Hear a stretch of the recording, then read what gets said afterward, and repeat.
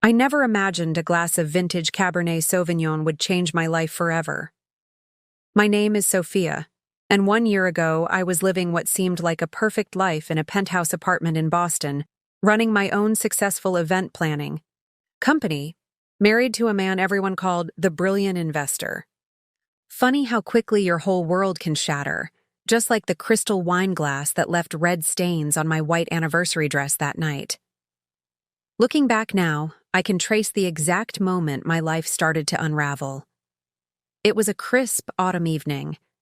Before we jump back in, tell us where you're tuning in from, and if this story touches you, make sure you're subscribed, because tomorrow I've saved something extra special for you. In October, the kind of night where the city lights twinkled like stars against the darkening sky, Nick and I were celebrating our 5th wedding anniversary at Belvino, the upscale Italian restaurant where we'd had our first date 7 years ago.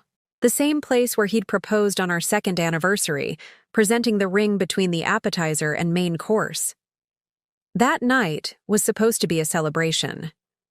Earlier that day, I'd received the news that my grandmother Vivian's trust fund had finally been released to me on my 30th birthday.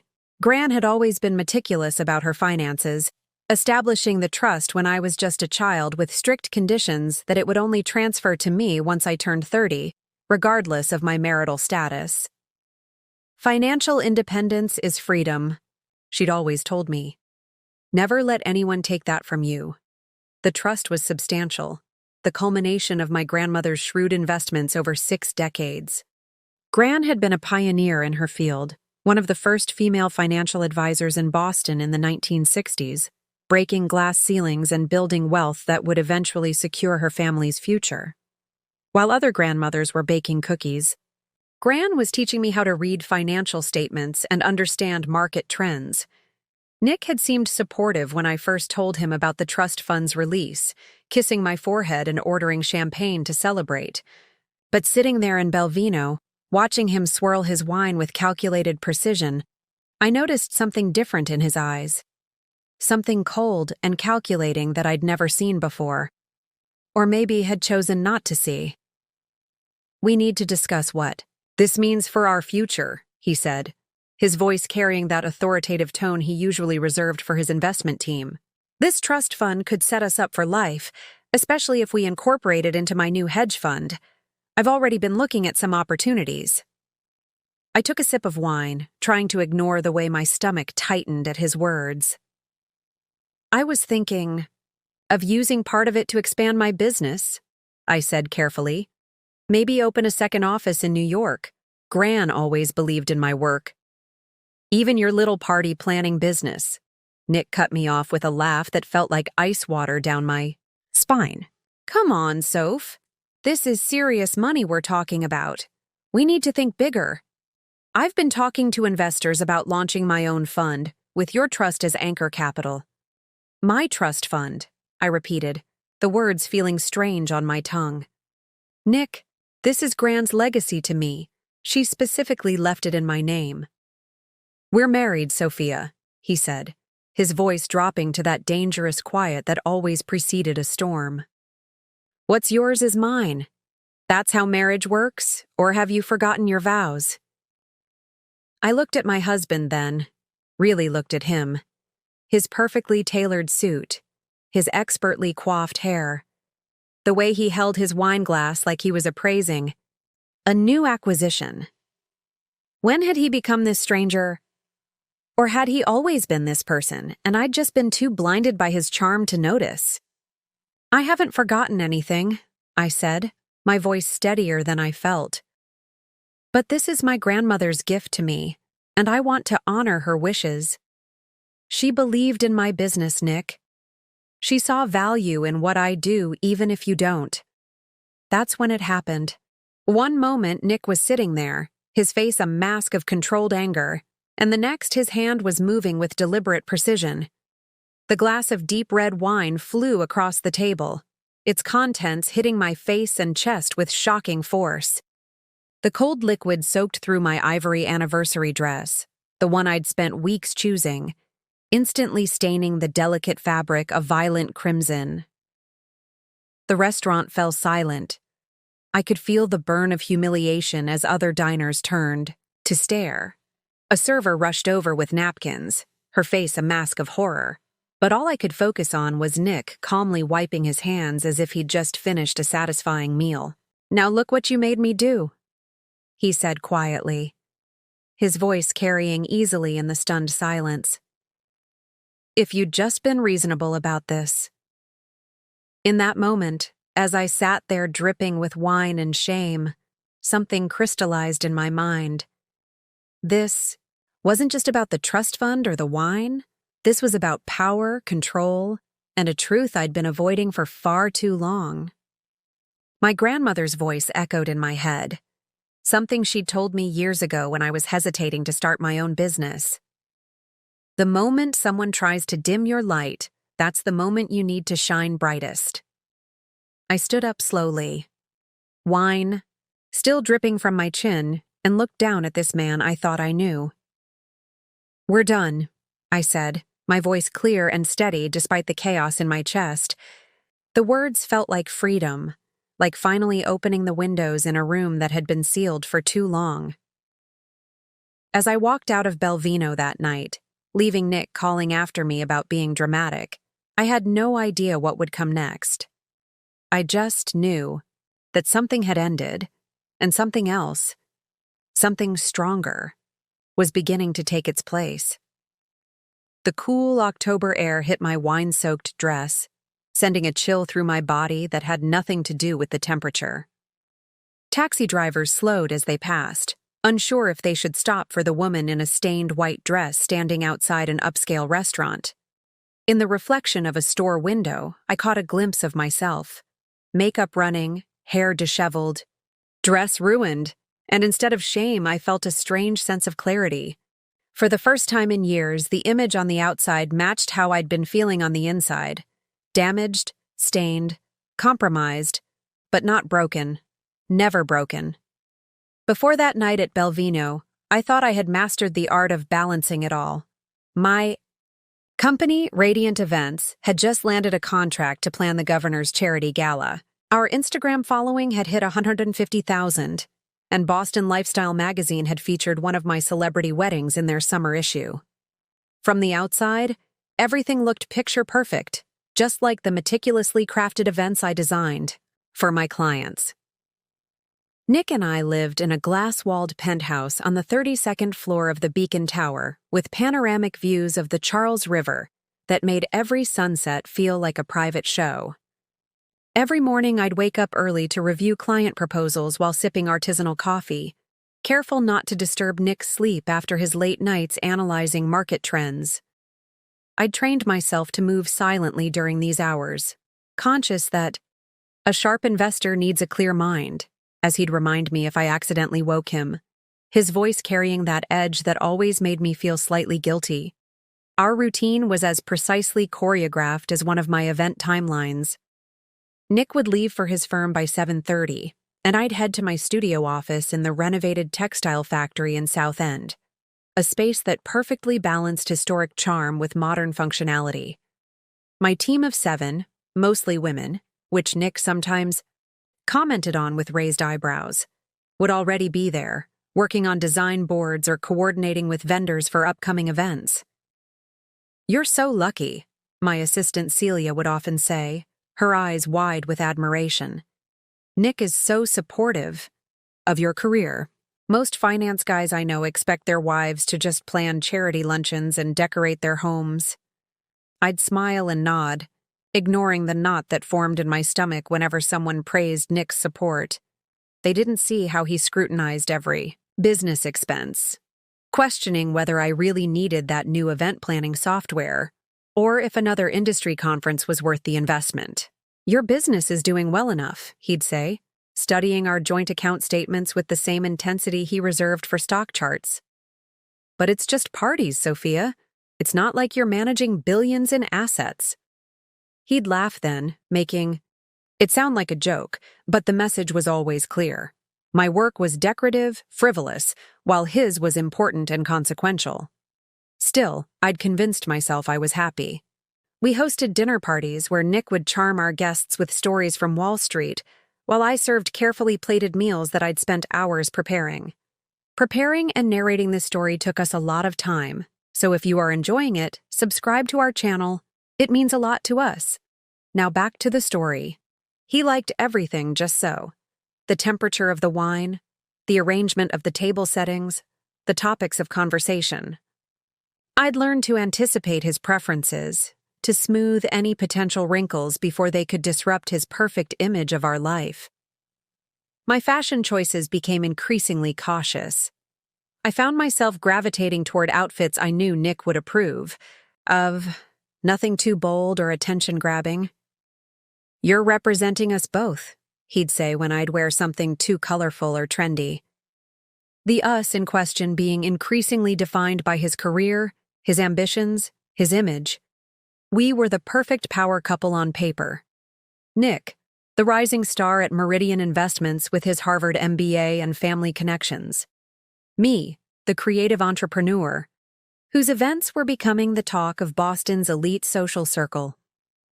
We were featured in Boston Magazine's 30 Under 30 issue 2 years ago, the photographer positioning us against the skyline, Nick's arm around my waist, his grip just a little too tight. The penthouse itself was a monument to our supposed success. Floor-to-ceiling windows, minimalist furniture that cost more than my first car, a kitchen with appliances I was afraid to use for fear of scratching their pristine surfaces. It never quite felt like home to me, more like a showroom designed to impress Nick's colleagues and clients when they came over for strategic dinners. I had my own space, at least, a small home office where I could work when not at my studio. Nick had insisted on glass walls to keep the open concept, which meant I was always on display, always observable. I decorated it with photos of my events, magazine features, and a small picture of Gran and me that Nick said would be better, in a less visible spot. "It doesn't match the aesthetic," he'd explained. We maintained separate bank accounts, my business account, which I managed, and our joint accounts, which Nick oversaw. "I'm the financial expert," he'd remind me whenever I questioned a transaction or investment. "Trust me." And I did, or thought I did, allowing him to manage our joint finances with minimal input from me. I was efficient at work. My clients praised my attention to detail, my ability to anticipate problems before they arose, my talent for making everyone feel special and seen. These same skills I brought home, becoming hypervigilant about Nick's moods, anticipating his needs, carefully navigating around topics that might irritate him. Our sex life had become another scheduled event, one where my role was increasingly to validate Nick's ego rather than express my own desires. "You're so lucky," he'd sometimes whisper afterward. "Most men wouldn't support a wife with a career." As if his basic respect for my work was some extraordinary gift rather than the foundation of an equal partnership. My grandmother Vivian was the only one who ever questioned this arrangement. During our monthly lunches at her Beacon Hill brownstone, she'd listen to my carefully edited updates about work and home, then ask questions that made me squirm. "Are you still pursuing that hospitality management degree you talked about?" She'd inquire. Or, "Whatever happened to your plans for expanding to New York?" When I'd explain that Nick thought it wasn't the right time, she'd narrow her eyes in that way that spoke volumes. "Remember, Butterfly," she'd say, using the nickname she'd given me when I was small, "a gilded cage is still a cage." I'd laugh off her concerns, telling her she was old-fashioned, that modern marriages were about compromise. But late at night, when Nick was working late and I was alone in our perfectly appointed penthouse, her words would echo in my mind. The last time I saw Gran alive, just 2 weeks before she passed, she'd taken my hands in hers and looked at me, with those piercing blue eyes that seemed to see straight through any pretense. "You're dimming your light, Sophia," she said. "I see it happening bit by bit. That spark you used to have when you talked about creating experiences that transform people's lives, it's flickering." I dismissed her concerns, telling her about the magazine feature, the growing Instagram following, the successful events, but she just shook her head. "Numbers and appearances," she said. "I'm talking about passion, about joy. When was the last time you created something just because it lit you up inside?" I didn't have an answer then. Instead, I changed the subject to her health, to her medications, to safer topics that didn't probe so close to a truth I wasn't ready to face. Now, looking back, I realized she knew exactly what she was doing when she structured her trust fund the way she did. Gran had always seen what I couldn't, or wouldn't, see for myself. Appearances. Our life was all about appearances. The perfect couple, the perfect home, the perfect balance of careers. But beneath the surface, cracks were forming. Hairline. Fractures in the foundation of what I thought was a solid partnership. I was working harder and harder to maintain the illusion, exhausting myself in the process, and somehow still feeling like I was failing. And all the while, Gran watched, waited, and prepared a lifeboat I didn't yet know I would need. My grandmother wasn't just any grandmother. Vivian Marshall broke into finance in 1962 when women were still expected to be secretaries, not investment advisors. She built her career brick by brick, facing discrimination and undermining at every turn, yet somehow emerging not just successful, but triumphant. "The men thought I'd be gone in a week," she told me once, her eyes twinkling with mischief. 50 years later, I was managing their pension funds. Our relationship had always been special. My parents, her daughter and son-in-law, were international humanitarian doctors, spending most of my childhood in crisis zones around the world. While they saved lives in faraway places, Gran raised me in her Beacon Hill brownstone, a 4-story testament to her success and independence. Unlike other grandmothers who baked cookies and knitted sweaters, Gran taught me about compound interest and market volatility. When I was 8, she helped me invest my birthday money in stocks.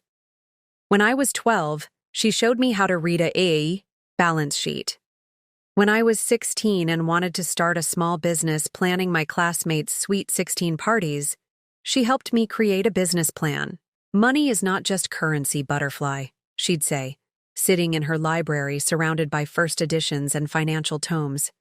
"It's freedom, it's choice, it's the ability to walk away from anything or anyone that doesn't serve your highest good." At the time, I thought she was just teaching me about financial independence.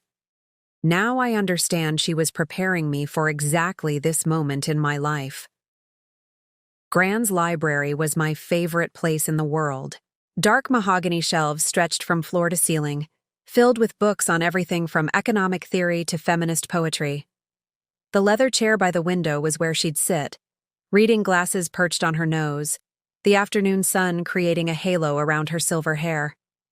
It was in this room that Gran shaped not just my financial education, but my understanding of what it meant to be a woman in a world that often tried to diminish us.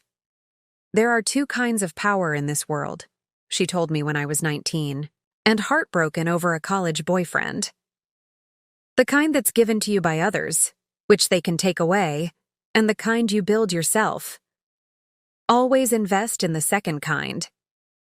When I started Radiant Events at 24, Gran was my first investor.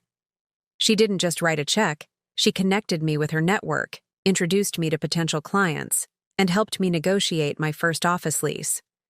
While my parents sent encouraging emails from refugee camps, Gran was in the trenches with me, rolling up her sleeves to stuff gift bags the night before my first major corporate event when 2 assistants called in sick. "No work is beneath you if it's in service of your dream," she said, perfectly manicured hands working efficiently beside mine. When I met Nick at one of my events, a charity gala for a financial literacy nonprofit, Gran was cautiously optimistic. She appreciated his intelligence, his drive, his apparent support for my business. But even then, she saw things I didn't. After our 3rd date, I brought him to Sunday dinner at her house. He charmed her with his knowledge of wine and art, asked insightful questions about her career, and seemed genuinely interested in her stories about breaking barriers in finance. After he left, Gran was quiet, swirling the last of her bourbon in her crystal tumbler. "He's certainly accomplished," she said finally, "and quite charming." "But?" I prompted, sensing her reservation. "But he talks about your business as a cute little startup, as if it's a hobby rather than your passion." She set down her glass and looked at me directly. "Just watch for that, butterfly. The way he talks about your work when you're not directing the conversation." I dismissed her concerns as overprotectiveness. "He's just teasing, Gran. He actually gives me great business advice."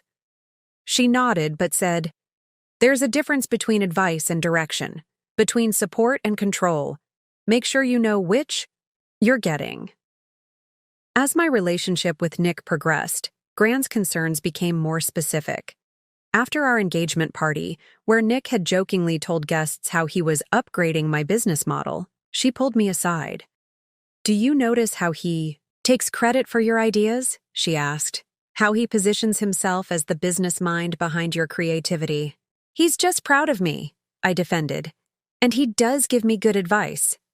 "Sophia, there's nothing wrong with taking advice from your partner. But there's a pattern forming where your successes become partially his, while your struggles remain entirely yours." I changed the subject, uncomfortable with her assessment. But Gran wasn't finished with her lessons. A month before our wedding, she invited me to her lawyer's office. There, she explained the trust fund she'd established for me, significant assets that would transfer to me when I turned 30, structured in a way that would remain separate from marital assets. "This isn't about Nick," she insisted, though we both knew it partially was. "This is about ensuring that no matter what happens in your life, you have options. Every woman should have a walk-away fund." Nick was furious when I told him about the trust structure. "It's like she doesn't trust me," he fumed. "Like she's planning for our marriage to fail." "It's not about you," I echoed Gran's words. "It's about financial independence being important to her. We're getting married, Sophia. There's no your money and my money anymore. That's an outdated, untrusting mindset." I almost gave in then. Almost called Gran to ask her to restructure the trust. Something stopped me. Perhaps the memory of her sitting in her library, telling me stories about women in her generation who'd been left with nothing after divorces, who had stayed in bad marriages because they had nowhere else to go. After we married, Nick's attitude toward Gran cooled considerably. He'd find excuses to miss our Sunday dinners, would check his phone constantly when forced to attend, would make subtle jabs about outdated feminist ideas when Gran talked about her career. For her part, Gran never criticized Nick directly to me again, perhaps sensing it would only drive a wedge between us. Instead, she focused on strengthening me, on reinforcing the lessons she'd been teaching all my life. When my business hit a rough patch in our second year of marriage, and Nick suggested I dial it back and perhaps work for an established event company instead, Gran took me to lunch. "Turbulence is part of any business journey," she said. "If you bail out at the first sign of choppy air, you'll never reach your destination." She then connected me with 3 new clients who helped turn things around. When Nick took credit at our dinner party for helping Sophia restructure her client acquisition strategy, Gran simply raised an eyebrow at me across the table. The message was clear. Notice this. During our 4th year of marriage, when I confided in Gran that I sometimes felt lost in Nick's shadow, she didn't offer sympathy. Instead, she gave me a book, a biography of Estée Lauder. "Read about how she built her empire while married," Gran said. "How she balanced being a supportive wife with being an ambitious entrepreneur. And notice how her husband supported her dreams rather than subsuming them into his." 3 months before she died, when Gran was already weakened by the cancer that would eventually take her, she invited me to her library one last time. Nick was on a business trip to London, and I'd been spending my evenings keeping her company. "I've been watching you dim your light, Sophia," she said, her voice frailer than I'd ever heard it but her eyes as sharp as ever. "At first it was small things, deferring to Nick on financial decisions despite your own knowledge, downplaying your accomplishments around his colleagues, changing your appearance to suit his preferences. I started to protest, but she held up a hand.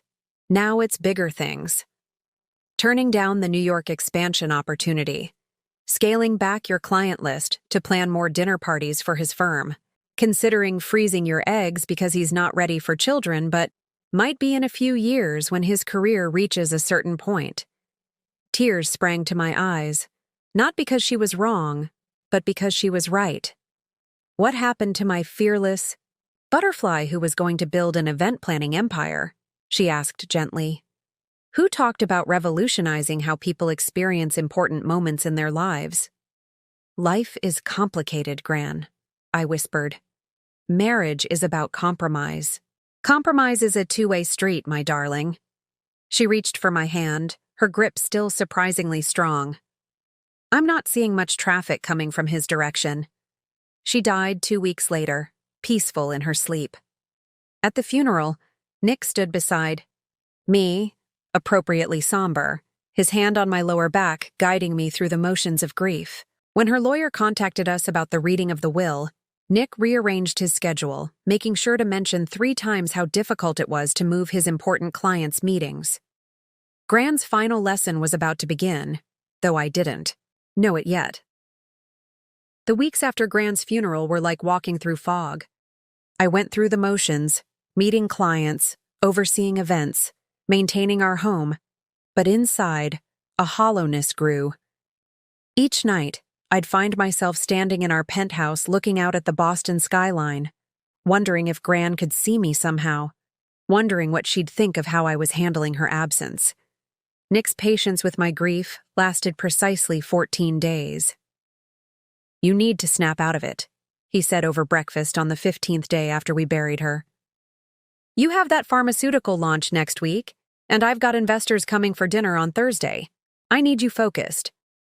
I nodded automatically, pushing my untouched eggs around my plate.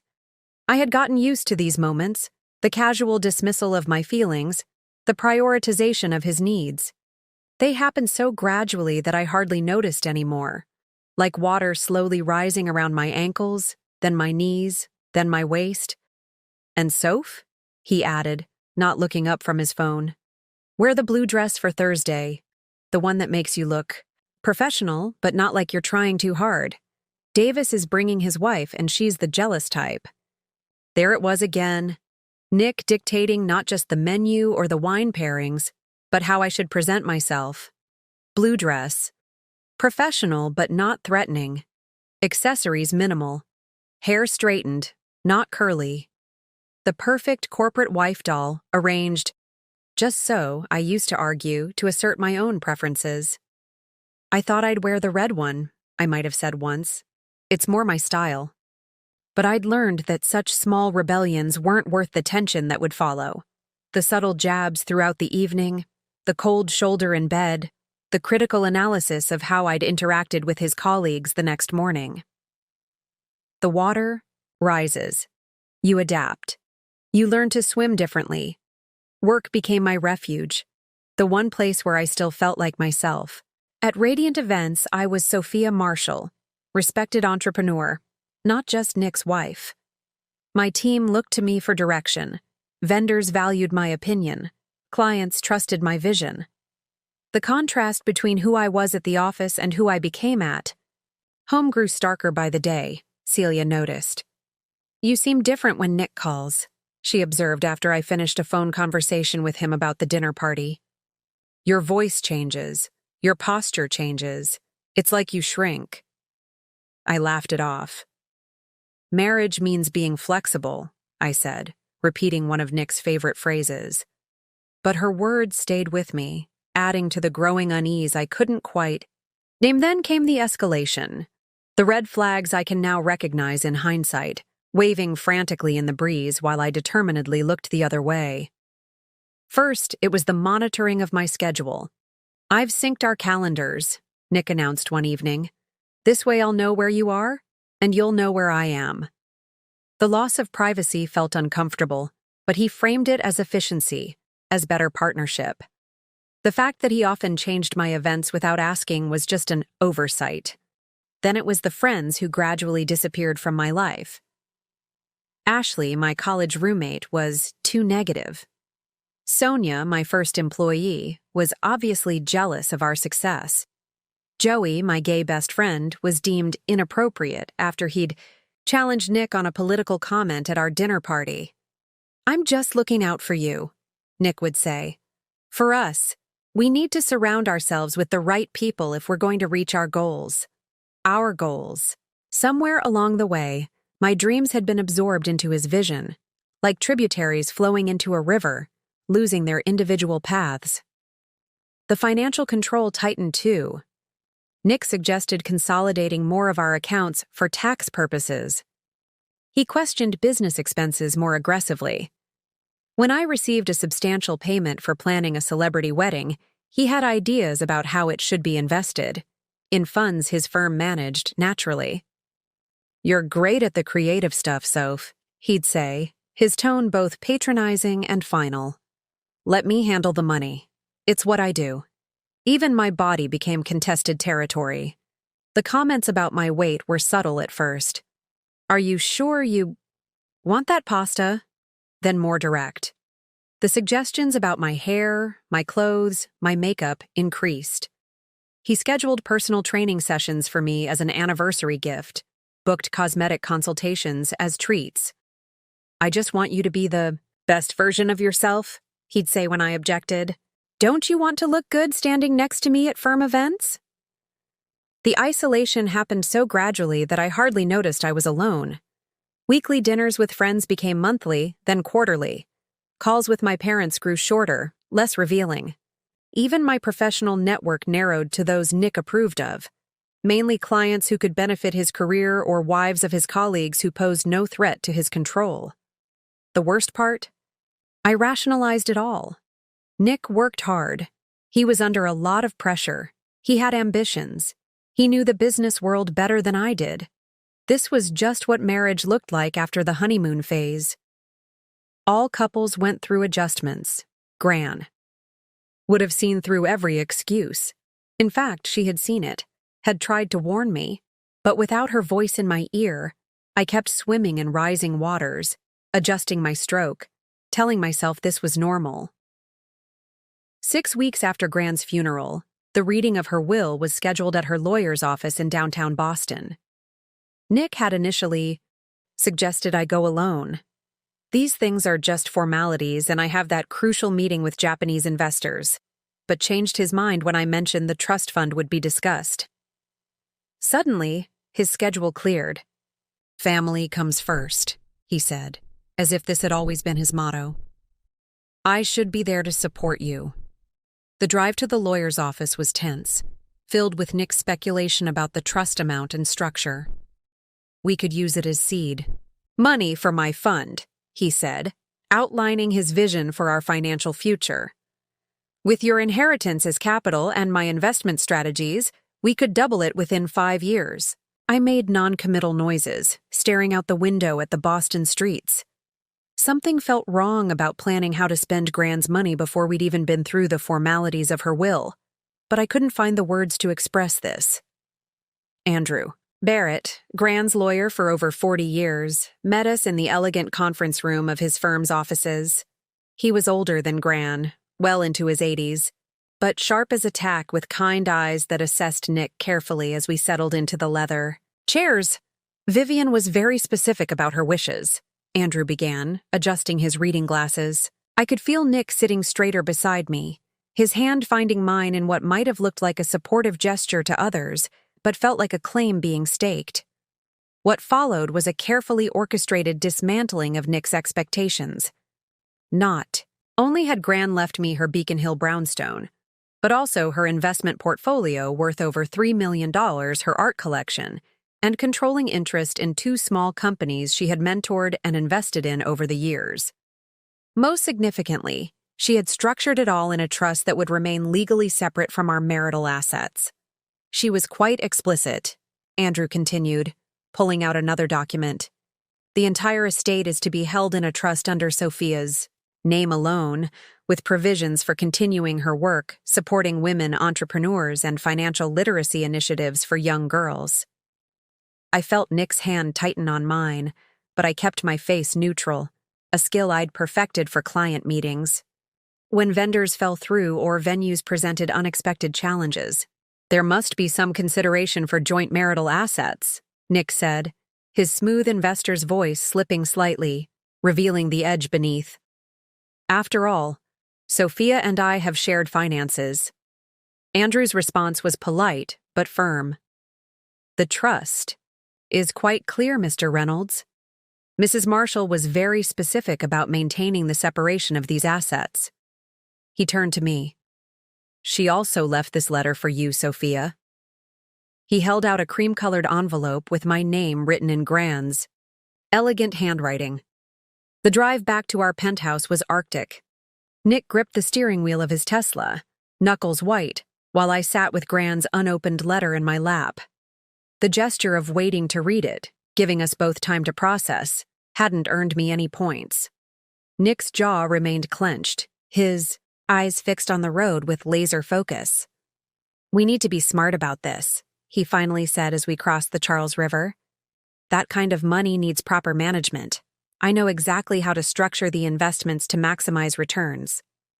Gran already had financial advisors, I interrupted, surprising myself with my firmness. Andrew says they've managed her portfolio for years. Nick's laugh was sharp, dismissive. Her advisors? Be realistic, Sophia. That's our money now. We can't let some old woman's sentimental attachments dictate our future. The casual cruelty of his words, some old woman, hit me like a physical blow. This was my grandmother he was talking about. The woman who raised me, who taught me everything from balance sheets to self-respect. I want to honor her wishes, I said, my voice quiet but firm. The trust is set up to maintain her legacy and support women entrepreneurs. It's what she wanted. What she wanted? Nick took his eyes off the road to stare at me. She's dead, Sophia. This is about what we want. What I want. Think about what this could mean for my fund. The way he said my fund made it clear he wasn't thinking about our future, but his ambitions. In that moment, I saw something I'd been avoiding for years, how every decision, every plan, every dream had somehow become about him. My event company was the business I let you play with. Our home was the penthouse I bought us. Never mind that my business success had contributed significantly to the down payment. Even my time was categorized according to his priorities. There were important events like firm fundraisers and dinners with his colleagues, and unnecessary commitments like my client meetings or industry conferences. I looked down at the letter in my lap, at my name in Grand's handwriting, and felt something shifting, like tectonic plates deep beneath the surface of my carefully constructed life. That night, after Nick had fallen asleep, I slipped out of bed and took Grand's letter to the living room. Moonlight spilled through the floor-to-ceiling windows, illuminating Boston's skyline, a view that had once thrilled me, but now felt like a beautiful prison. With trembling fingers, I broke the seal on the envelope and unfolded several pages covered in Grand's distinctive handwriting. My dearest butterfly, if you're reading this, it means I've finally found a way to help you spread your wings again. I've watched with growing concern as the vibrant, ambitious young woman I raised has slowly dimmed her light to accommodate someone else's shine. What followed were pages of memories, wisdom, and carefully laid plans. Gran hadn't just left me money and property, she'd left me a roadmap to independence. The trust was structured specifically to prevent any interference with my control of the assets. The brownstone was meant to be both home and headquarters for a foundation she'd envisioned, one that would support women entrepreneurs and provide financial education to girls from underserved communities. She'd even set up a separate account to fund the New York expansion of Radiant Events that I'd shelved at Nick's insistence. Every detail had been considered, every contingency planned for. It was as if she'd known exactly what roadblocks I would face, and had systematically removed them all. "Remember, Butterfly," she wrote toward the end, "independence isn't selfish, it's essential. The right partner lifts you higher, the wrong one clips your wings to keep you grounded. I've given you the tools to fly. The choice to use them is yours." Tears streamed down my face as I read, but they weren't tears of grief. For the first time since Gran's death, I felt something like hope, a small flame flickering to life inside me. The next morning, emboldened by Gran's words, I made 2 calls. One to Andrew Barrett, alerting him to Nick's potential challenges, to the trust structure, and one to my bank, opening a separate business account, something Gran had specifically advised in her letter. Small acts of self-preservation that felt simultaneously terrifying and liberating. The rest of the week passed in a blur of passive-aggressive comments and thinly veiled demands from Nick. He accidentally scheduled a dinner with potential investors during my important client presentation. He questioned every business expense that came up on our joint credit card. He even showed up unannounced at my studio office, claiming he was in the neighborhood and wanted to see what keeps you so busy. Through it all, I maintained a facade of normalcy, but inside, something was shifting. Each controlling gesture, each dismissive comment, each attempt to override my autonomy added to a growing certainty. This wasn't love. It was ownership. And like one of my event designs, once I saw the fundamental flaw in the concept, I couldn't unsee it. "We should celebrate our anniversary early this year," Nick announced 5 days after the reading of the will. "I've made reservations at Belvino for this Friday." I should have recognized it for what it was.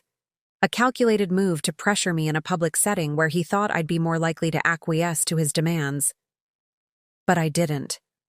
I walked right into it, wearing the ivory dress I'd bought months ago specifically for our actual anniversary, about to learn exactly how far my husband would go to maintain control. Belvino hadn't changed since our first date. The same soft amber lighting, the same antique mirrors lining the walls, the same Italian opera playing softly in the background. Our regular table was in the corner by the window, where the city lights created a romantic backdrop that had once made my heart flutter. Now those same lights felt like spotlights in an interrogation room. Nick ordered for both of us, as he always did, carpaccio to start, followed by osso buco for him and branzino for me. "Remember our first date here?" he asked, reaching across the table to take my hand. His thumb traced circles on my palm in a gesture that used to feel loving, but now felt calculating. "You were so nervous you knocked over a water glass, and you were so embarrassed," I replied, remembering how charmed I'd been by his graceful handling of the situation. Now I wondered if that had been the beginning, his first demonstration of how he could manage my accidents, my mistakes, my life. The carpaccio arrived, paper-thin slices of beef arranged like autumn leaves on white porcelain. I watched Nick methodically add capers and olive oil, his surgical precision on display even in this simple act. He was building up to something. I could feel it in the air between us, heavy with unspoken demands. "I had an interesting meeting with the board today," he began, carefully placing a slice of carpaccio on crusty bread. "They're very interested in my fund concept. The timing would be perfect with your trust fund coming through." I set down my fork, the silver making a soft clink against the tablecloth. "Nick, we've been through this. The trust is set up for specific purposes. It's meant to honor Gran's legacy and support women entrepreneurs." "Purposes that can be amended," he countered, his voice taking on that reasonable tone he used to convince clients to invest in higher-risk opportunities. "Think about it, Sophia. My fund could double that money in 5 years. What's more important, making more money or following some sentimental plan?" The manipulation was so obvious it almost made me laugh, almost. "Those sentimental plans include supporting causes Gran cared about deeply. They're part of her legacy, and I intend to honor them."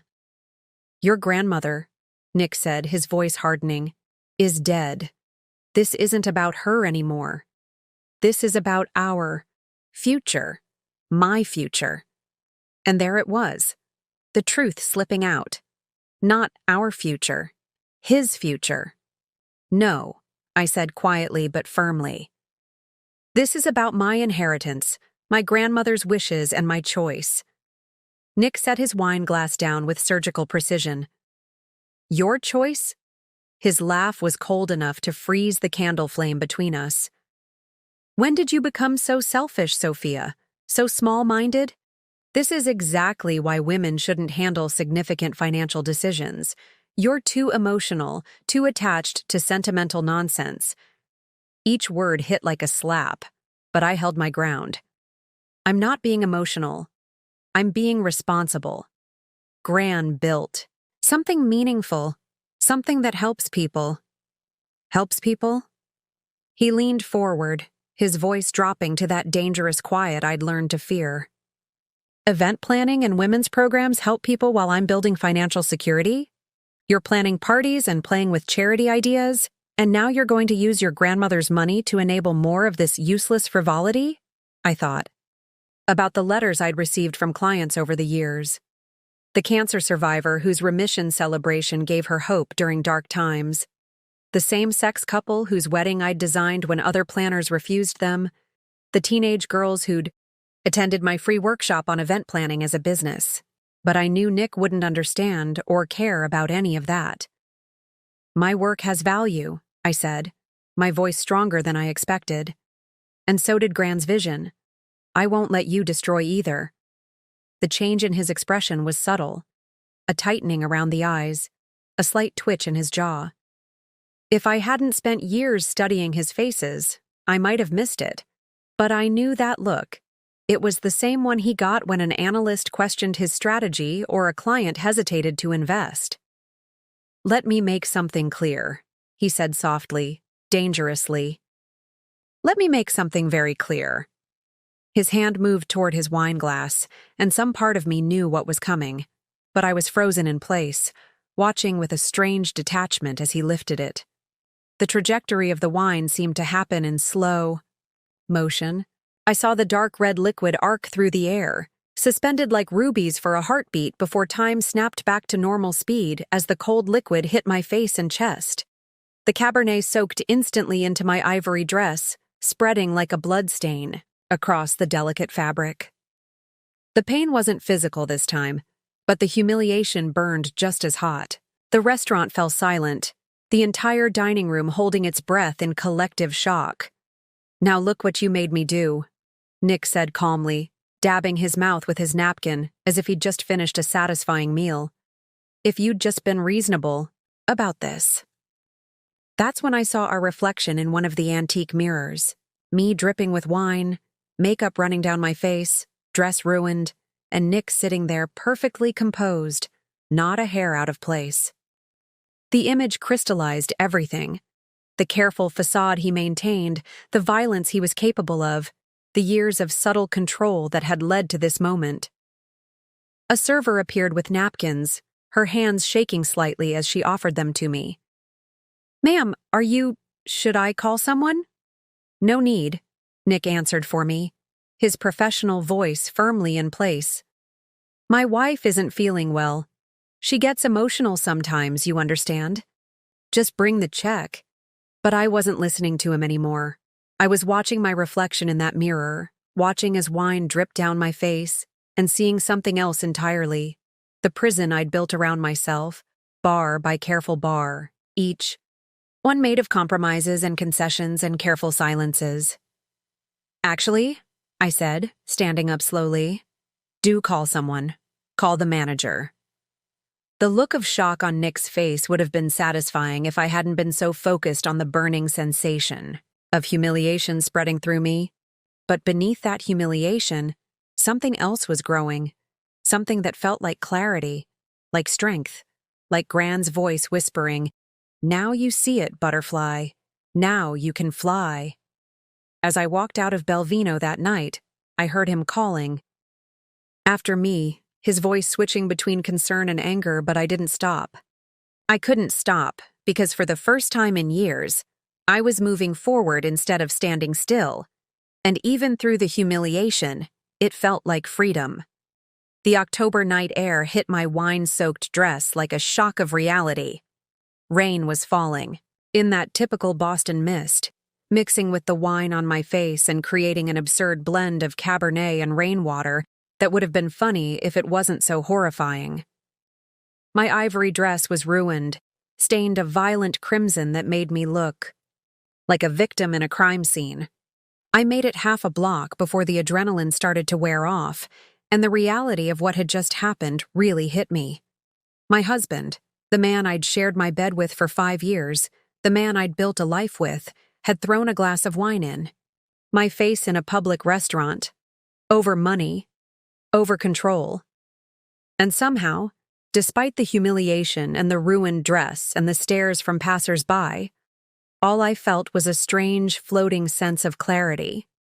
As if I'd been underwater for years and had finally broken through to the surface, gasping in air that was cold and sharp, but so real. A group of women on a girls' night out stopped in their tracks when they saw me standing there, wine dripping from my face, mascara running in black rivulets down my cheeks. "Oh my God, are you okay?" one of them asked, stepping forward with concern. She was wearing a medical ID badge from Boston General Hospital. "Sonia Parker, RN, my husband."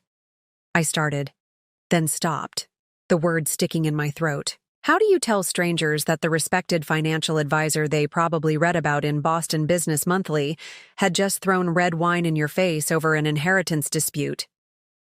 Sonia seemed to understand anyway. "You need to get somewhere. Safe," she said firmly. "This dress is ruined, and you shouldn't be alone right now. Let me call you an Uber." "No," I cut her off, suddenly panicked. "Not home. I can't go back there. Not tonight."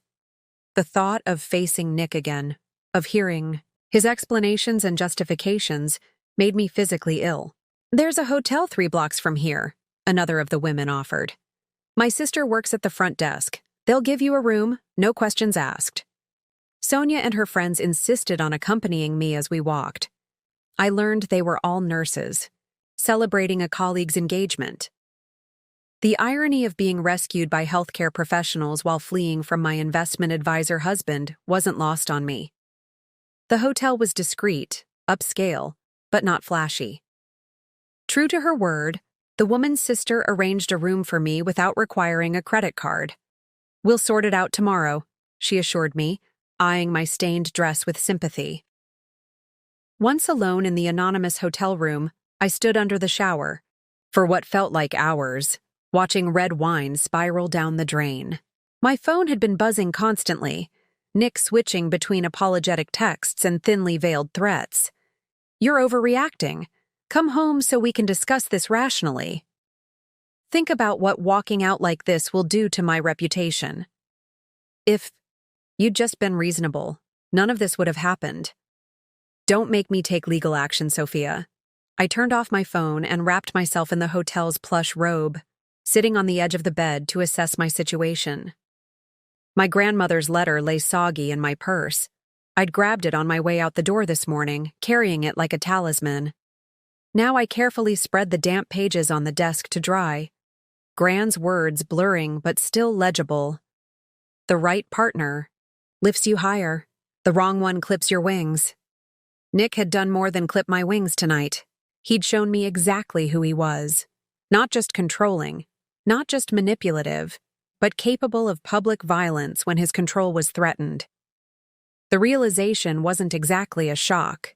It was more like the final piece of a puzzle clicking into place, completing a picture I'd been working on for years without recognizing what I was creating. The beautiful, ambitious boy I'd fallen in love with had always contained the seeds of this man, the one who saw my success as a threat, my independence as disloyalty, my body and mind as extensions of his possessions. I thought about calling my parents, but they were somewhere in northern Ethiopia with limited connectivity. Besides, what would I say? "Your daughter? The one you trusted Vivian to raise right, ended up in an abusive marriage anyway? Because that's what this was, wasn't it? Abuse. The word felt strange applied to my life. To me, Sophia Marshall Reynolds, successful business owner, respected community member. Abuse happened to other women, women without resources or education or supportive families, not to women like me. But then I remembered Gran's book club selections over the years, the memoirs and novels and research texts she'd casually left on the coffee table during my visits. Stories of accomplished, intelligent women who found themselves gradually controlled, isolated, diminished by the men they loved. Women who didn't see the pattern until something broke them out of it. Often something violent, something public, something impossible to rationalize away. Like a glass of wine thrown in your face on your anniversary. A knock at the hotel room. Door startled me out of my thoughts. For a terrifying moment, I thought Nick had somehow found me. But when I checked the peephole, I saw Celia, my assistant, standing there with a small suitcase. "How did you find me?" I asked as I opened the door. "Sonia Parker called the office.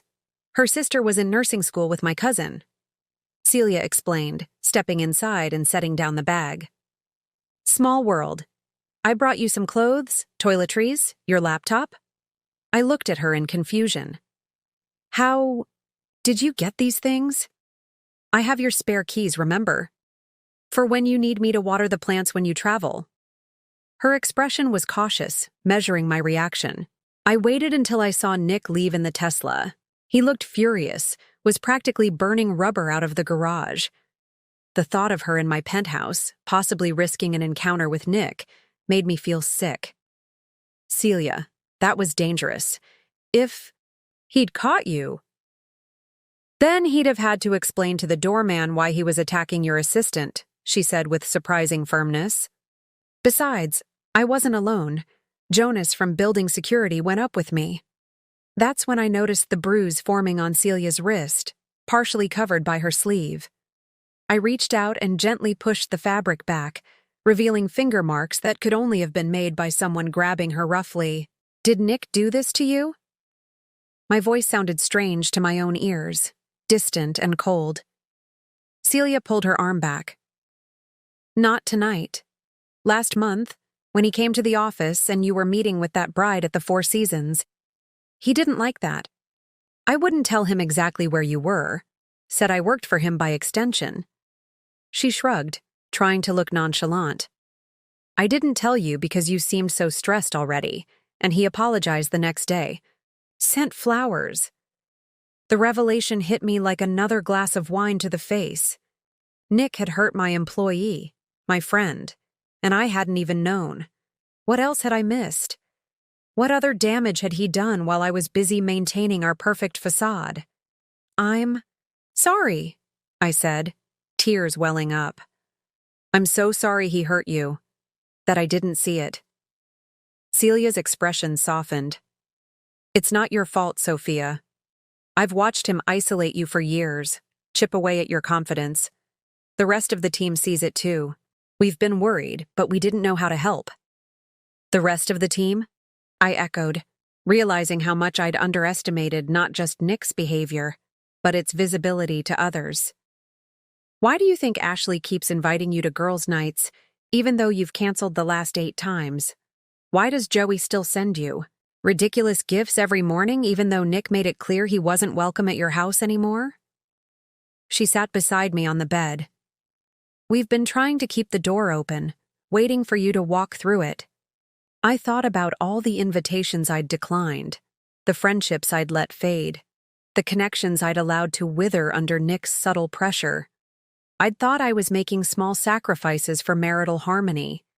Instead, I'd been cutting away, my own safety net, strand by strand. "What do I do now?" I asked, feeling suddenly very young and very lost. Celia smiled, a determined gleam in her eye. "First, you get some sleep. Tomorrow we call Andrew Barrett. And then," she squeezed my hand, "we start rebuilding what Nick tried to tear down." That night, in the anonymous safety of the hotel room, I dreamed of flying, soaring above Boston's skyline, free and unafraid. Gran was there, her silver hair catching the sunlight, her blue eyes bright with pride. "Fly, butterfly," she said, in my dream. "You were always meant for more than a gilded cage." I woke to sunlight streaming through unfamiliar curtains, momentarily disoriented. The events of the previous night came rushing back as I noticed my ruined ivory dress draped over a chair, wine stains now dried to a dull burgundy, like old blood. Celia had arranged to meet Andrew Barrett at his office at 10 a.m. I showered and dressed in the clothes she'd brought, a simple black dress I kept at the office for client emergencies, practical and understated. As I applied concealer to hide the shadows under my eyes, I studied my reflection. I looked different somehow. My eyes were clearer, more focused, as if the wine had washed away a film I hadn't known was there. "You look better," Celia said when I emerged from the bathroom. She'd returned early with coffee and pastries. "More like the Sophia I remember from when you started Radiant Events." I don't know how I feel," I admitted, accepting the coffee gratefully. "Scared, angry, but also strangely calm, like I've been holding my breath for years and can finally exhale." My phone, which I'd turned back on to check messages from clients, buzzed with another text from Nick. "This has gone far enough, Sophia. Come home now and we'll forget this happened. Otherwise, there will be consequences." I showed it to Celia, who scowled. Classic abuser tactic. Threat followed by vague consequences. He's panicking because you're out of his control. The word abuser still felt strange applied to Nick. Handsome, successful Nick who charmed everyone he met, who was admired in Boston's financial circles, who served on charity boards and mentored business school students. But the evidence was undeniable. The wine in my face, the bruises on Celia's wrist, the years of isolation and control I'd endured while telling myself it was normal. Andrew Barrett's office was a haven of old-world stability. Dark wood, leather-bound law books, Boston Harbor visible through tall windows. He greeted me warmly, his eyes taking in my composed exterior with the shrewd assessment of a man who'd spent decades reading people. "Vivian prepared for this day," he said after I'd explained the situation, including the incident at Belvino. She didn't know the specific catalyst, of course, but she recognized the pattern. She saw in Nick what you were not yet ready to see. He pulled out a thick folder from his desk. "Your grandmother put together what she called a freedom package. In addition to the trust, which is already ironclad against any claims Nick might make, she arranged for immediate access to funds separate from your joint accounts, documentation about recognizing financial abuse, and contacts for both legal and emotional support." The thoroughness of Gran's preparations brought fresh tears to my eyes. Even from beyond the grave, she was protecting me, providing exactly what I needed before I knew I needed it. "There's more," Andrew continued. "Vivian suspected Nick might attempt to undermine your business if you ever tried to leave. She created a separate LLC as a holding company for Radiant Events, with you as the sole owner and the trust as backup capital. We can transfer operations immediately to protect your clients and team." I stared at the documents in front of me, overwhelmed by Gran's foresight. "She knew," I whispered. "All this time, she knew this would happen." "She hoped it wouldn't," Andrew corrected gently. "But she wanted you to have options if it did. Vivian believed that true freedom comes from having choices."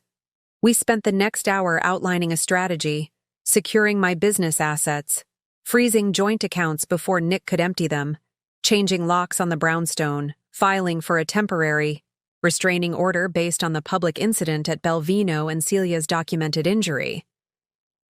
"What about divorce?" I asked finally, the word feeling both terrifying and liberating. "One step at a time," Andrew advised.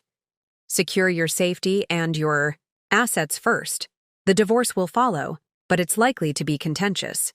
Nick won't let go easily." As if on cue, my phone rang. Nick's office number. I declined the call, only to have it immediately ring again. On the third attempt, Andrew gestured for me to answer and put it on speaker. "Sophia, where the hell are you?" Nick's voice was tightly controlled, but I could hear the rage simmering beneath. "I've been calling all night. The clients from Singapore are here for dinner tonight, and I need you home preparing." "I'm not coming home, Nick," I said, surprised by the steadiness of my voice. "Not after what happened last night." "Last night?" He laughed, but it sounded hollow. "You're throwing away 5 years of marriage over a little spilled wine? You're being ridiculous. Whatever point you're trying to make, you've made it. Now come home." "It wasn't spilled, Nick. You threw it in my face, in public, because I wouldn't give you control of my inheritance." "You're twisting things as usual," he said, his voice hardening. "If you had just been reasonable." "Mr. Reynolds," Andrew interrupted. "This is Andrew Barrett, Mrs. Marshall's attorney. I suggest you refrain from further contact with my client except through legal channels. Any attempts to pressure or intimidate her will be documented and could affect proceedings going forward." There was a moment of stunned silence before Nick's voice returned, ice cold. "You've involved lawyers already? You really want to play it this way, Sophia?" "This isn't a game," I said, finally understanding something fundamental about my husband. To him, everything was strategy. Everyone was either an asset or an obstacle. There was no love, only possession, no partnership, only control. It never was to me. Goodbye, Nick. After ending the call, I sat in silence, processing what had just happened. I'd taken the first definitive step away from my marriage, away from the life I'd built with Nick. It should have felt devastating. Instead, it felt like setting down a heavy weight I'd been carrying for years. "What now?" I asked, looking between Andrew and Celia. "Now you reclaim your life," Andrew said simply, "starting with where you'll live." The answer was obvious. Gran's brownstone. My brownstone now. The place where I'd grown up, where I'd learned about strength and independence from a woman who embodied both. The home that waited for me, not as a retreat, but as a launching pad for whatever came next. As we left Andrew's office, Boston sparkled in the autumn sunlight. The same city, the same streets I'd walked 1,000 times, but everything looked different now. Colors seemed brighter, sounds clearer, as if my senses had been dulled during my years with Nick and were now awakening again. On the sidewalk, Celia touched my arm. "What about the Singapore client's dinner?" I thought about the elaborate meal I would have prepared, the perfectly selected wines, the conversation I would have carefully managed to showcase Nick's brilliance, the hours of work I would have invested to create another flawless performance of the perfect corporate wife. "Nick's a big boy," I said, feeling a smile spread across my face. "He can order takeout." Celia laughed, linking her arm through mine as we walked toward the car. That's the Sophia I remember. Later that afternoon, I stood in Gran's library, my library now, running my fingers along the spines of books that had shaped my childhood. The room smelled of leather and paper, and Gran's subtle perfume, as if she might walk in at any moment with a new business biography for me to read, or a financial report to discuss. On her desk, my desk now, I placed her damp, wine-stained letter, carefully smoothing the pages. Beside it, I set my phone, still buzzing periodically with messages from Nick, ranging from pleading to threatening, from colleagues wondering about my absence, from the life I was now stepping away from. I thought about how many times I'd nearly seen the truth about my marriage but had looked away, how many warning signs I'd reinterpreted as love or protection or normal marital compromise, the subtle isolation from friends, the gradual undermining of my business, the constant critiques, disguised as helpful suggestions, the growing control over my time, my appearance, my dreams. "You were right, Gran," I said aloud to the empty room. "About everything." I could almost hear her response. It's never too late to change direction, butterfly. The question is, where will you fly now? For the first time in years, I was free to answer that question for myself. The prospect was simultaneously terrifying and exhilarating, like standing on the edge of a cliff, afraid of falling, but knowing that with the right wings, I might just soar. The first night in the brownstone was surreal. I walked through rooms filled with Gran's belongings, her antique furniture, her art collection, her shelves of books, now all mine. The house was exactly as she'd left it, preserved by the weekly housekeeper who'd continued her duties even after Gran's passing. It felt both comforting and strange, like stepping back in time while simultaneously stepping into a new future. I settled into the guest room rather than Gran's master suite, not quite ready to claim that space as my own. My phone continued to buzz with Nick's escalating messages until I finally turned it off completely. Tomorrow would be soon enough to deal with the fallout. Sleep eluded me. I lay awake, watching moonlight create patterns on the ceiling, my mind racing with doubts and questions. Had I overreacted? Was I throwing away a 5-year marriage over one incident? What would people think? How would this affect my business? My reputation? My future?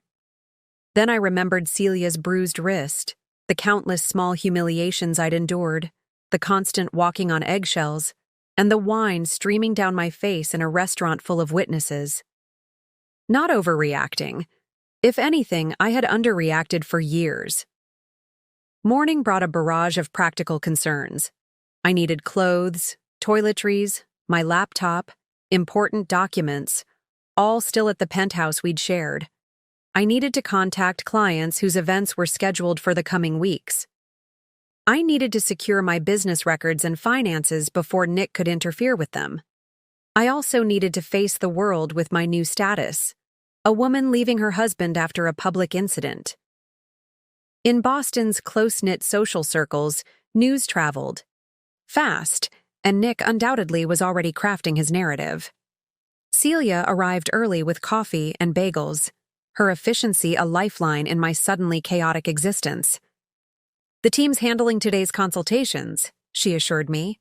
"Joey's covering the Anderson wedding setup, and Ashley's managing the pharmaceutical launch. Everything's under control." "How much do they know?" I asked, suddenly concerned about dragging my employees into my personal drama. "Just that you and Nick are separating, and there might be some complications," Celia said carefully, "though the bruises on my wrist tell a story of their own." My stomach twisted with guilt. "I'm so sorry he hurt you, that I didn't protect you from that."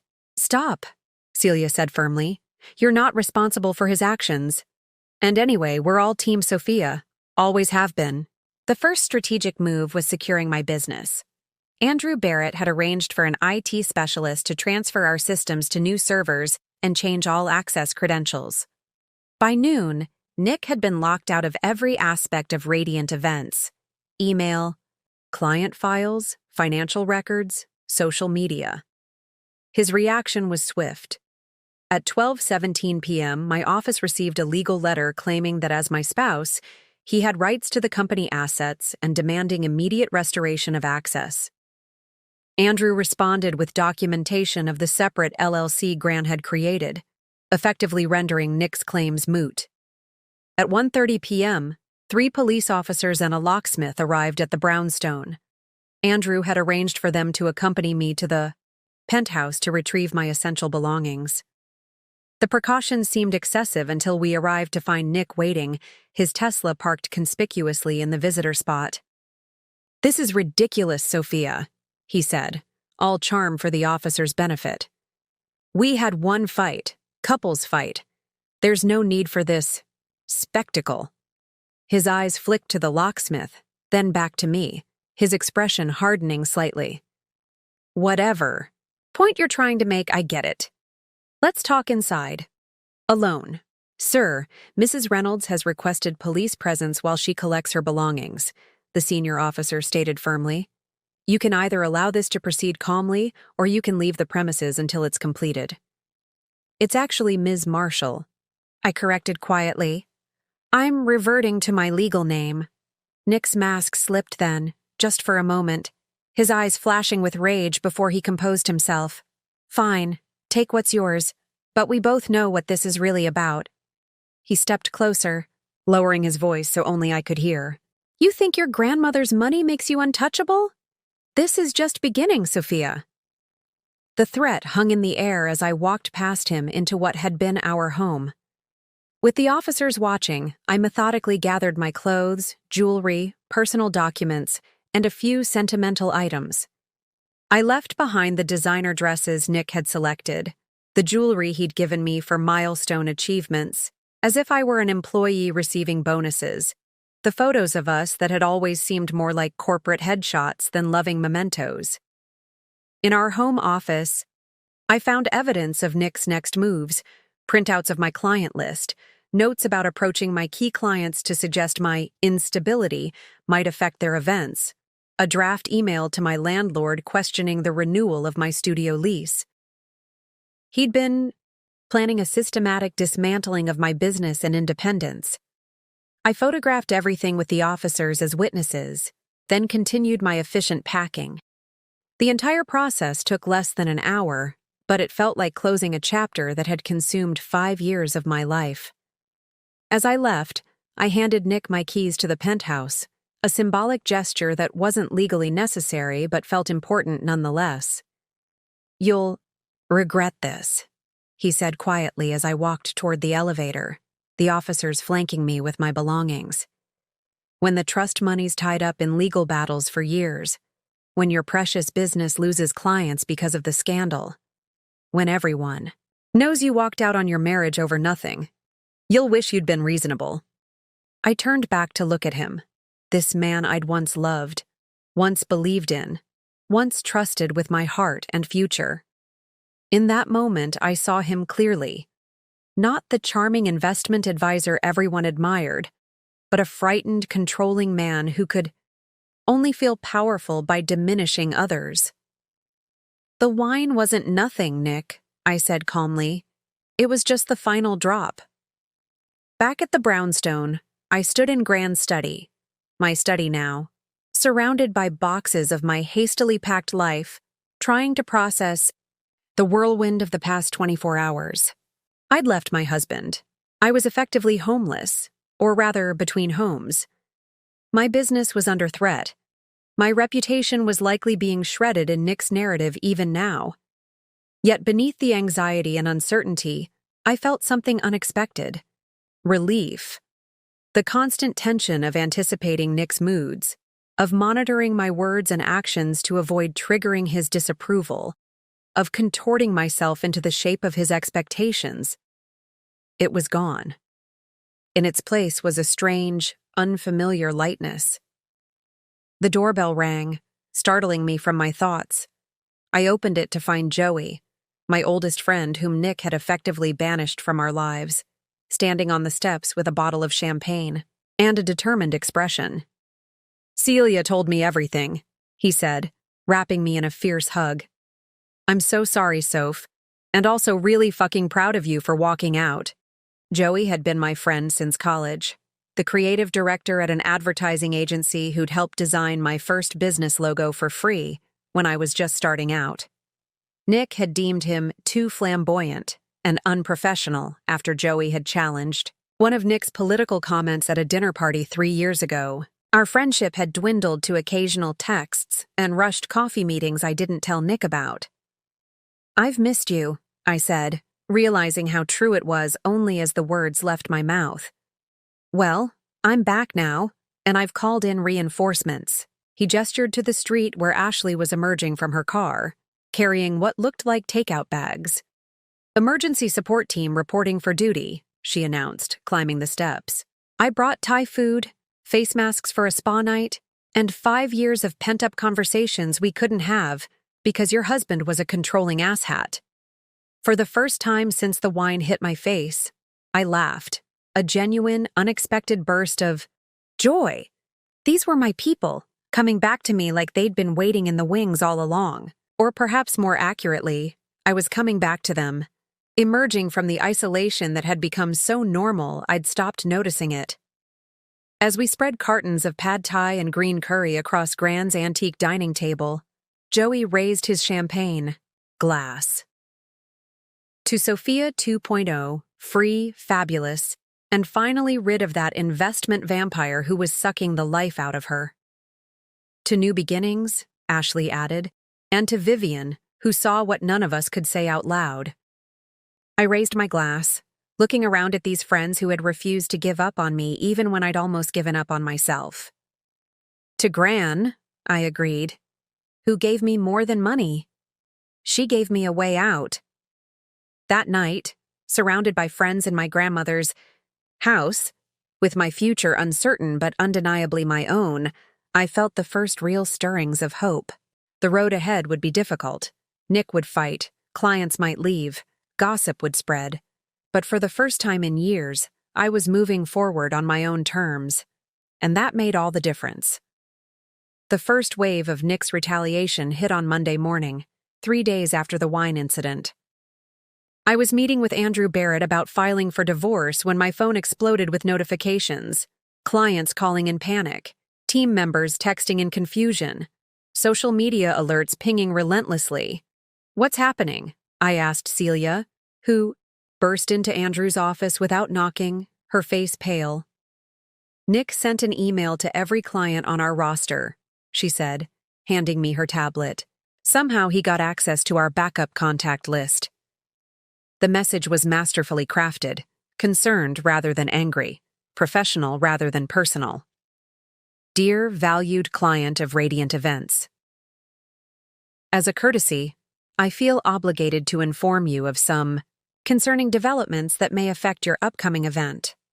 My wife, Sophia Marshall Reynolds, is currently experiencing significant personal difficulties that have impacted her judgment and reliability. She has abruptly left our home, is refusing communication with family members concerned about her well-being, and may be unable to fulfill her professional commitments in her current state. As someone who has supported her business from its inception, I wanted to provide this information so you can make informed decisions about your important occasions. If you have concerns or would like recommendations for alternative event planning services, please don't hesitate to contact me directly. Sincerely, Nicholas Reynolds, CFA Managing Director, Meridian Investments. The calculated cruelty of it took my breath away. With a few carefully chosen words, Nick had undermined my professional reputation, painted me as unstable, and positioned himself as the concerned, supportive husband, all while offering to redirect my clients to planners who would undoubtedly be loyal to him. "He's trying to destroy the business," I said, the reality hitting me like a physical blow. "If clients believe this and start canceling—" "They won't," Celia interrupted firmly. "The team is already making calls, explaining that you and Nick are separating and he's acting out of spite. Joey's drafted a response we can send to everyone on the list." Andrew studied the email with narrowed eyes. "This borders on defamation.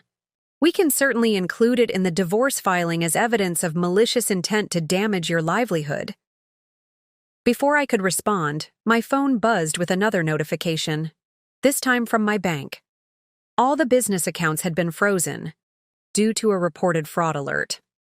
Nick couldn't access the money directly, but he could certainly create obstacles. "He's trying to force me back," I realized, the pattern suddenly clear. "Cut off my income, damage my reputation, make it impossible for me to stand on my own." "Classic abuser tactics," Andrew agreed, already dialing the bank. "But his strategy has a fundamental flaw. He still thinks you're alone." That became the theme of the week as Nick's attacks escalated across multiple fronts. When the bank accounts were unfrozen, thanks to Andrew's legal team, Nick approached my landlord with fabricated concerns about business stability, almost costing me the studio lease.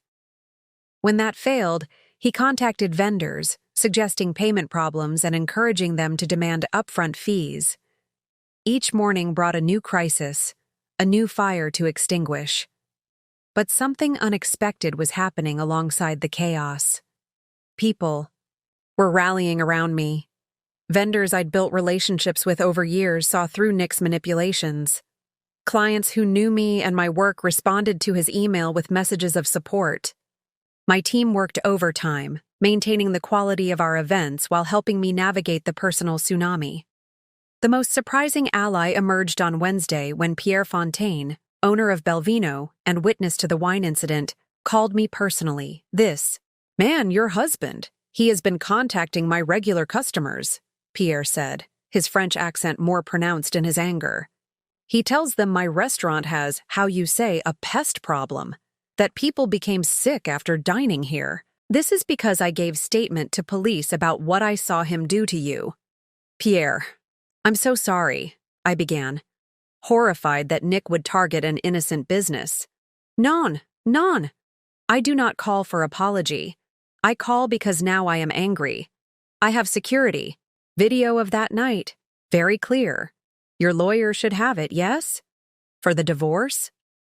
The security footage arrived at Andrew's office the next morning. Crystal clear evidence of Nick deliberately throwing his wine at me. The calculated way he'd done it, his calm demeanor afterward. No one watching could possibly interpret it as an accident or a mutual fight. "This is extremely helpful," Andrew said, reviewing the footage. "Combined with the email to your clients and the documented attacks on your business, we're building a strong case of ongoing harassment and financial abuse." But Nick wasn't finished. By Friday, he'd escalated to approaching potential new clients before they could sign with Radiant Events, offering his insights about the company's instability. He'd even convinced 2 couples to cancel contracts, costing me thousands in deposits I had to refund. The most painful blow came when I learned he'd contacted my parents in Ethiopia, painting a distorted picture of mental instability and implying I needed intervention. Their worried emails arrived filled with misinformation only Nick could have provided, their limited internet access making it difficult to explain the full situation. "He's trying to isolate you again," Ashley observed as we sat in Gran's kitchen Friday night, strategizing over takeout. "Cut you off from support. Make you look unstable to everyone who matters to you. The difference is, now you can see what he's doing," Joey added, updating the spreadsheet we'd created to document every instance of Nick's interference. "And you're not facing it alone." He was right. Despite the professional and personal chaos Nick was creating, I felt more supported than I had in years. Friends I'd been distant from reached out offering help. Industry colleagues I respected sent referrals to show their confidence. Even strangers, women who'd heard about the incident through Boston's grapevine, sent messages of solidarity. The most unexpected support came from 3 of Nick's colleagues' wives, who invited me to coffee with the explicit purpose of sharing their own stories. "We've watched how he treated you at company events," said Vanessa, wife of Nick's fellow managing director. "The constant corrections, the way he'd interrupt you, how he'd recite your accomplishments as if he'd made them happen. We recognized it because our husbands do the same things," added Erin, twisting her massive diamond ring nervously. "Maybe not to the same degree, but the pattern is identical. When you walked out, you became both a threat and an inspiration," explained Melissa, the youngest of the 3. "A threat because you might influence us, and an inspiration because you did what we sometimes dream about." Their insights into how Nick was likely plotting his next moves proved invaluable. As wives of his peers, they understood the financial world's power dynamics and the tactics men like Nick used to maintain control. They warned me about potential reputation damage in country club circles, about how he might try to turn mutual friends against me, about the importance of maintaining absolute professionalism to counter his unstable narrative. By the weekend, a pattern had emerged in Nick's attacks. Whenever one approach failed, he quickly pivoted to another. When direct business interference didn't break me, he switched to social sabotage. When that didn't work, he attempted family manipulation. He was systematically targeting every support system and resource I had, testing for weaknesses. "He's going to keep escalating," I realized during a Sunday strategy session with Andrew, Celia, and the core support team we'd begun calling the Liberation Committee. This isn't just about the trust money anymore. It's about the fact that I left. Men like Nick can't handle rejection, Andrew agreed. In his mind, you're a possession that's malfunctioning, not a person who's made a legitimate choice. So what do? I asked, exhausted from a week of constant defense. We switch from reactive to proactive, Joey said, a determined gleam in his eye. Nick's counting on you being too busy putting out fires to build anything new. So let's do exactly what he doesn't expect. Which is, I prompted, use your grandmother's trust exactly as she intended, to expand your business, support women entrepreneurs, and build something so successful that Nick's attacks look exactly like what they are, the desperate actions of a man who couldn't control you anymore. The idea resonated with something deep inside me, not just survival but transformation. Not just escaping Nick's control, but building something he could never touch or claim credit for. I thought about Gran's letter, about her vision for the trust, about the foundation she'd wanted me to create. For the first time since the wine hit my face, I felt my focus shift from what I was leaving behind to what I could create ahead. You're right, I said, feeling a new clarity emerge from the chaos of the week. The best revenge isn't just living well. It's thriving in exactly the ways he tried to prevent. As the Liberation Committee began outlining an offensive strategy, I felt a strange sense of gratitude amid the turmoil. Nick's attacks were painful and disruptive, but they had also revealed something essential. I was stronger than he thought, and I was far from alone. The cage door had been opened, and, despite his best efforts, I was already flying free.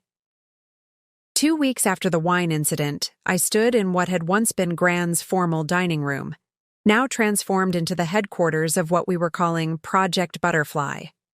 The massive mahogany table was covered with laptops, architectural plans, financial projections, and the remains of Thai takeout that had fueled our Sunday planning session. It's ambitious, Andrew Barrett said, reviewing the documents we'd prepared. Launching a foundation, expanding Radiant events to New York, and initiating a mentorship program for women entrepreneurs, all simultaneously. Ambitious is exactly what we need, I replied, energized in a way I hadn't felt in years. Nick expects me to be in defensive mode, just trying to save what I have. He won't be prepared for expansion. The plan had come together organically over the past week.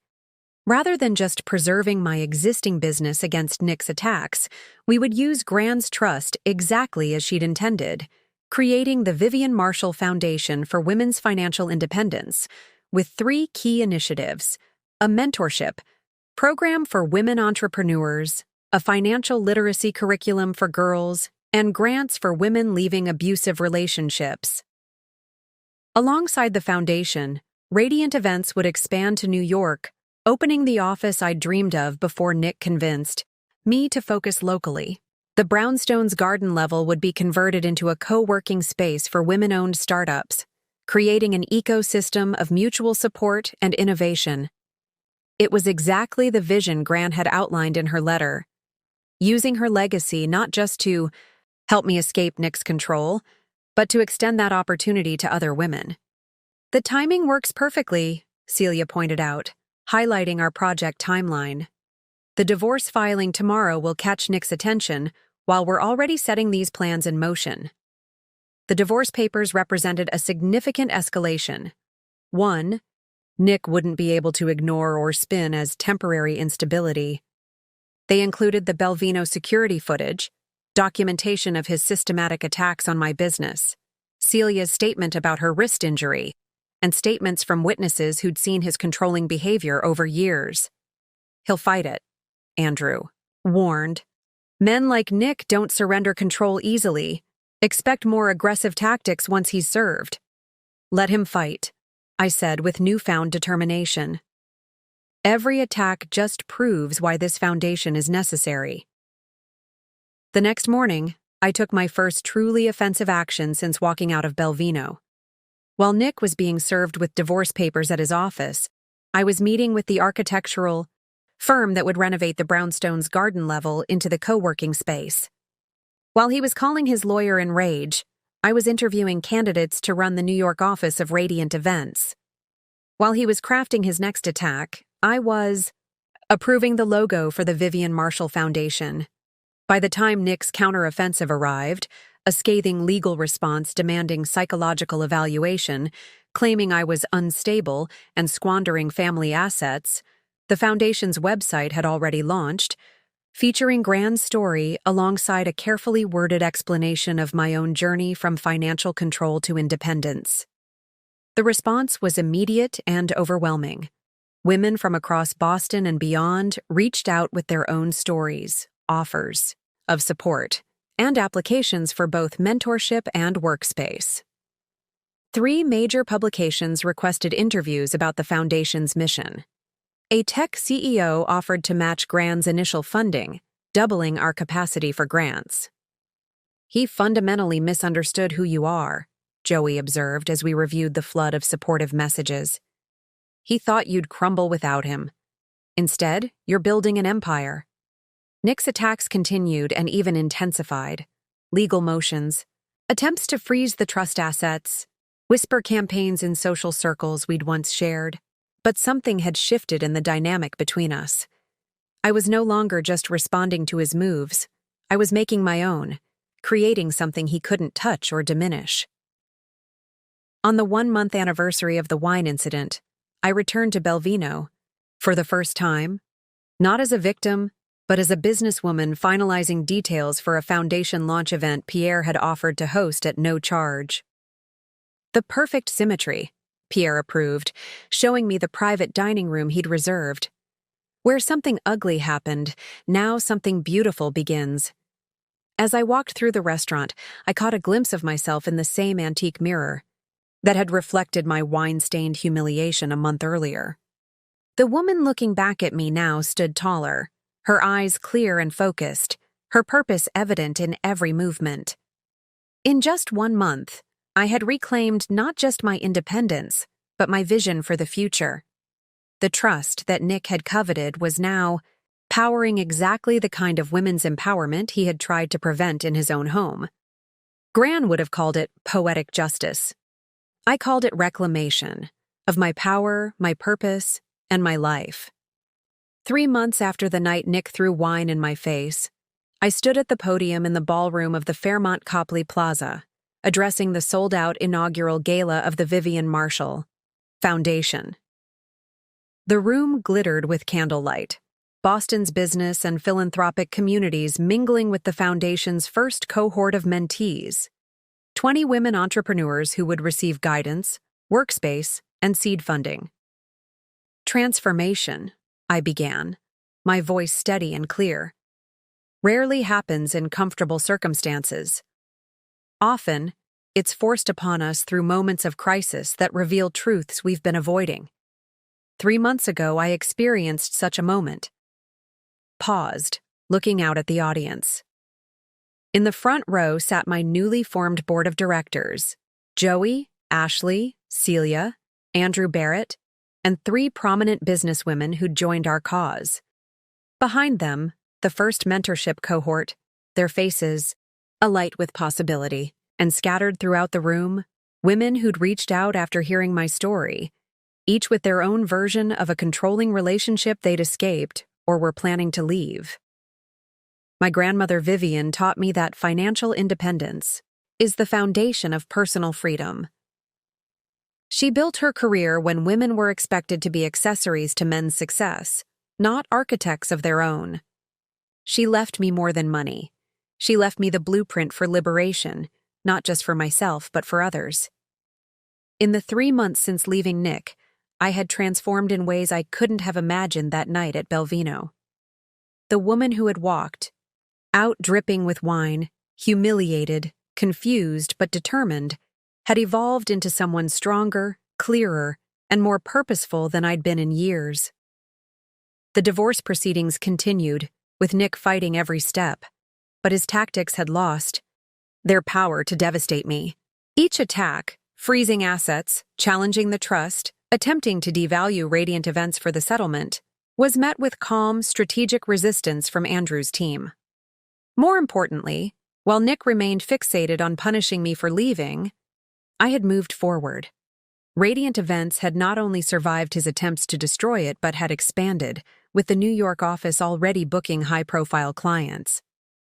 The co-working space in the Brownstone's garden level was at full capacity with a waiting list.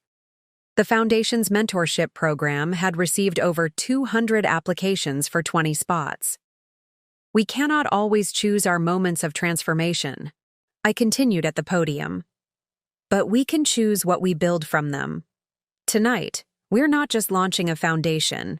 We're creating a community of women who understand that true power comes not from controlling others, but from lifting each other toward our highest potential. As I spoke, I caught sight of my reflection in one of the ballroom's ornate mirrors, a woman in a bold red dress, a color Nick had always discouraged as too attention-seeking. Standing tall, speaking with authority about her vision. The contrast with the wine-soaked, shocked woman from 3 months ago couldn't have been more stark. The transformation wasn't just external. Inside, I had changed in fundamental ways. The habit of making myself smaller to accommodate Nick's ego had been replaced by a willingness to take up space, to assert my vision. The constant anxiety about his approval had given way to a steady confidence in my own judgment. The isolation he had cultivated had been shattered by the community now surrounding me. My grandmother had a saying, I concluded, smiling at the memory of Gran in her library. When someone tries to clip your wings, don't just escape the cage. Build a sanctuary where others can learn to fly. Tonight, that sanctuary begins to take shape. Thank you for being part of it. As the room erupted in applause, I felt something I hadn't experienced since long before the wine incident, pure, uncomplicated joy. Nick had thrown that wine thinking it would force me back into line. Instead, it had set me free, revealing not just his true character, but my own strength. Some transformations begin with fire, others with ice. Mine had started with wine, and blossomed into something beyond even Gran's visionary planning. 1 year to the day after Nick threw wine in my face, I stood in Gran's library, my library now, holding the dress I'd worn that night. The ivory fabric was still stained deep burgundy, the wine's imprint a permanent reminder of the moment everything changed. I'd kept it deliberately, not as a symbol of victimhood, but as a testament to transformation. The brownstone had transformed, too. What was once Gran's private sanctuary was now a vibrant hub of activity. The garden-level co-working space buzzed with women entrepreneurs building their dreams. The formal living room had become a classroom for financial literacy workshops. Gran's library remained my private retreat, but even it had evolved, her financial textbooks now sharing space with books on women's leadership, trauma recovery, and entrepreneurial strategy. Radiant Events had not just survived Nick's attempts to destroy it, it had thrived. With offices in Boston and New York, and a third location planned for Chicago, we'd become known for creating experiences that celebrated clients' authentic stories rather than just following trends. The wine incident, ironically, had freed me to pursue a more meaningful vision for my company than I'd ever dared under Nick's influence. The divorce had been finalized 6 months ago, after Nick finally realized his delaying tactics were only costing him money and reputation. The settlement was fair but firm. I kept Gran's inheritance, my business, and the brownstone. He kept our penthouse, his investment accounts, and the bitter knowledge that he'd lost control not just of me, but of the narrative he'd tried to craft. I'd heard through mutual connections that he'd left Boston for London, unable to maintain his carefully constructed image in a city where too many people now knew the truth. His professional trajectory had stalled, his mentorship initiative for business students had lost funding, and several investors had quietly withdrawn from his fund. Actions, as Gran always said, have consequences. Setting down the ruined dress, I moved to the window overlooking the garden. The roses Gran had tended were in full bloom, now cared for by a rotating group of foundation mentees who found peace in gardening. Among them today was Melissa, one of the very wives who had reached out after my incident, now separated from Nick's colleague and building her own interior design business with the foundation's support. My phone chimed with a text from Celia. "Car's here. Ready for your TEDx talk." The invitation to speak about financial independence as a cornerstone of women's empowerment had come months ago. Today, I would stand on a red circle and share what I'd learned from both Gran and my own journey. How economic control becomes personal control, how financial literacy creates options, how having walk-away resources can sometimes save more than your bank account. I picked up the small ceramic dish on my desk, a piece I'd commissioned from a dei, local artist. It was made using kintsugi, the Japanese art of repairing broken pottery with gold. The artist had taken a wine glass, shattered it deliberately, then reconstructed it as a small dish, each crack filled with gleaming gold. This was my talisman. Now, the symbol I kept close as a reminder. What breaks us can become our greatest strength when reconstructed with purpose. Walking through the brownstone toward the waiting car, I passed dozens of photos now lining the hallway. Women at foundation events, mentorship graduates launching businesses, girls from our financial literacy program proudly displaying their first investment portfolios. Among them was a black and white portrait of Gran in her early career days, standing boldly in front of the investment firm that had initially hired her as a secretary. The foundation Gran had envisioned had become something even more powerful than either of us could have imagined. Not just a charitable organization, but a movement of women supporting each other toward financial and personal independence. Nick had thrown that wine thinking it would force me back into submission. Instead, it had sparked a transformation that was now helping hundreds of other women recognize and escape control in their own lives. Outside, Boston sparkled in the autumn sunlight. As I settled into the car, I caught sight of myself in the beat rearview mirror, confident, purposeful, free. The woman Nick had tried to diminish had not only reclaimed her power, but had built something he could never have imagined or controlled. Some would call it revenge. Gran would have called it justice. I called it my new foundation, built not on fear or control, but on the unshakable truth that had emerged the night wine dripped down my face. True strength isn't about power over others, but the courage to live authentically on your own terms. Up next, you've got 2 more standout stories right on your screen. If this one hit the mark, you won't want to pass these up. Just click and check them out.